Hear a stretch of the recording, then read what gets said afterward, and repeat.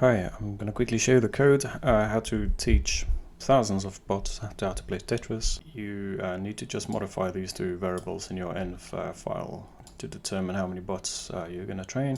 So I've set up 30 workers and then 100 bots per worker, so that'll give me 3,000.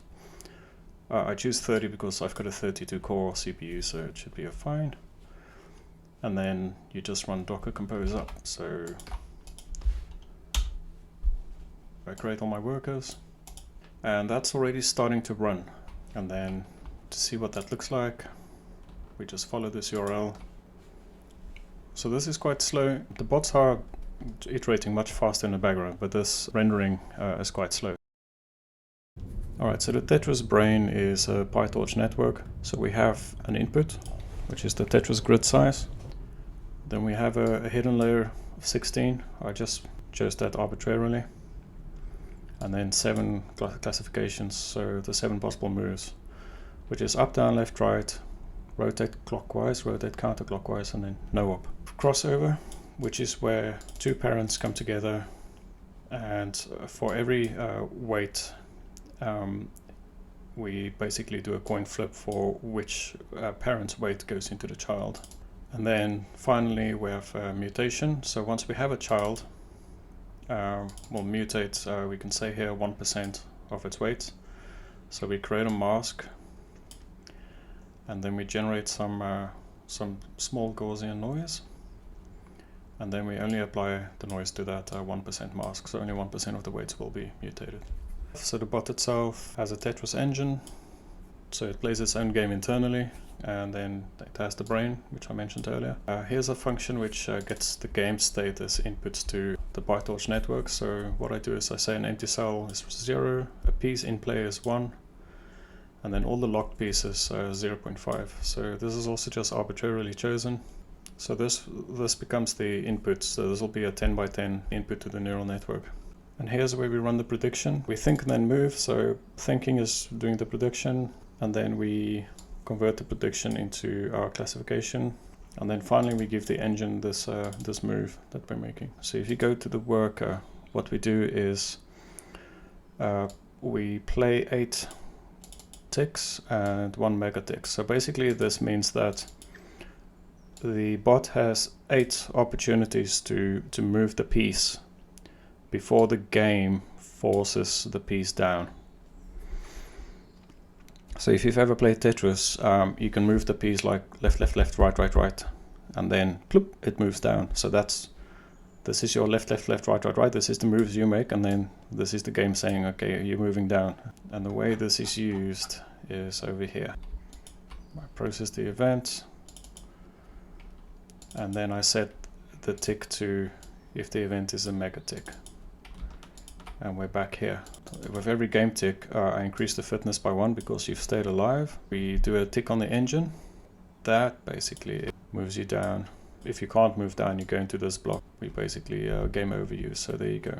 Every time we process an event, we check if all the bots are game over. Usually they're not, so mostly we just persist all the bots state to Redis. We convert the bots to a dictionary. A very lightweight representation of the bots because we're not saving the weights. The weights default to false, so we're not saving the PyTorch network.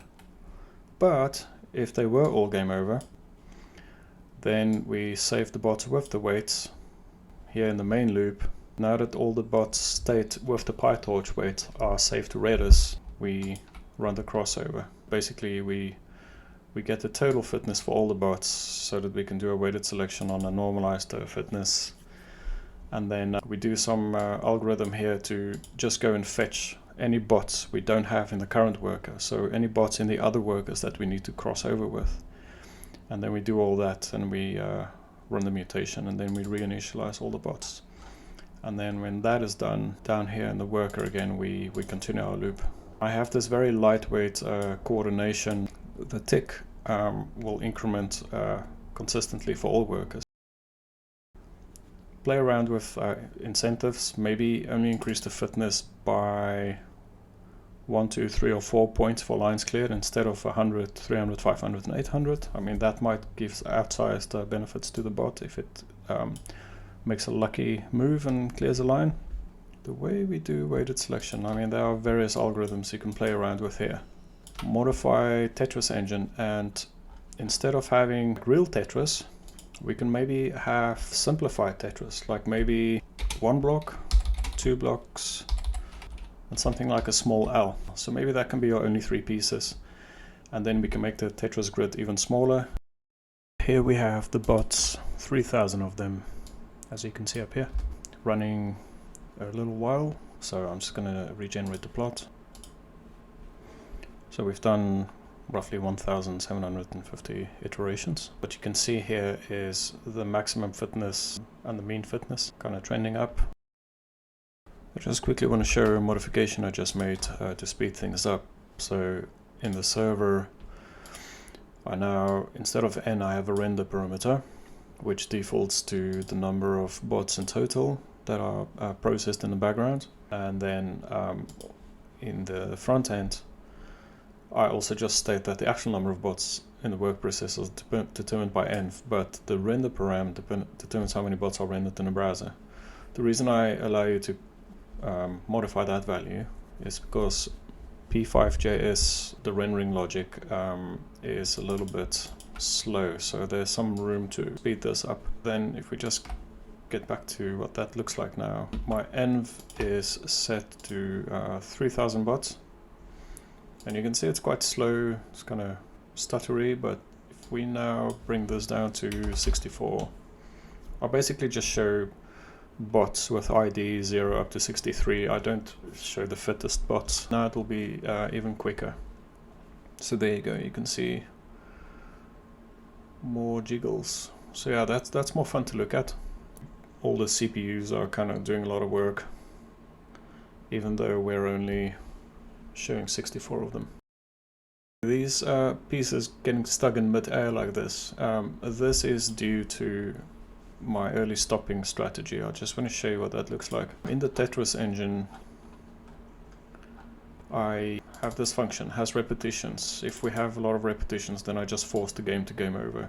Because clearly this bot is kind of stuck in some sort of rotation or maybe something else. I don't count up or down because pressing up in Tetris means your piece slams down to the bottom, and pressing down means you're kind of moving down. The reason I did this was because sometimes pieces might get in a situation where if you keep rotating, then it does a wall kick, which moves the piece up again.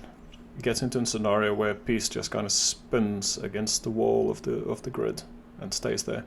There might be a way to optimize this, or to detect repetitions and then just slam the piece down instead of game overing it. So I might try that next. Anyway, there we go. I just wanted to show you the optimization and have fun.